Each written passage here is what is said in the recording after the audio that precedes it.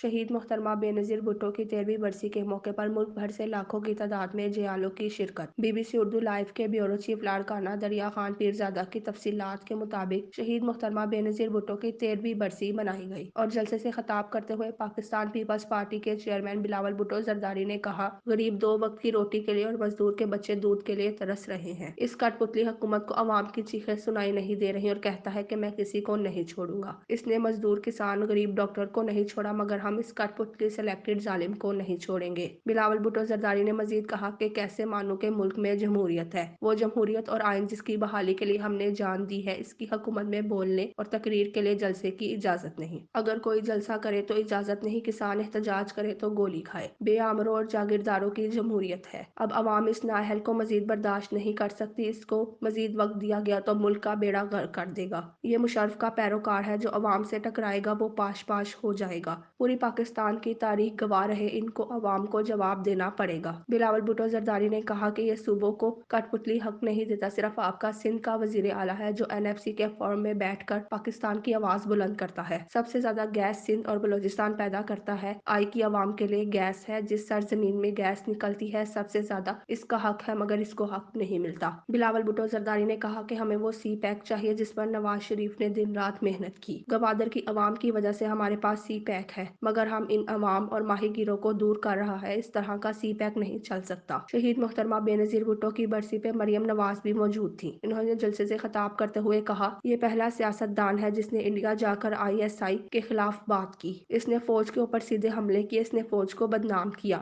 شاید کسی نے نہیں کیا ہو۔ آٹا چینی مہنگی ہوتی ہے تو کہتا ہے کہ فوج میرے پیچھے کھڑی ہے۔ مریم نواز نے مزید کہا کہ میرا دل آپ کے ساتھ دھڑکتا ہے اور عمران کو گھر بیچ کر رہیں گے۔ مردان میں بلاول بھٹو زرداری نہیں آیا تو بولا کہ PDM میں لڑائی ہوئی ہے۔ اب مولانا فضل الرحمان نہیں آیا تو بولے کہ PDM میں دراریں آ گئیں۔ یاد رکھو، ہمیں بچے بول کر شکایتی لگا رہے ہو، مگر یہ بھی بچے تیری نیندیں اڑا دیں گے۔ تمہاری جنگ عوام سے ہے اور عوام جیت چکی ہے۔ مریم نواز نے جیالوں سے وعدہ لیتے وقت محبت کا سلام پیش کیا اور اسلام آباد جلسے میں آنے کی دعوت دی۔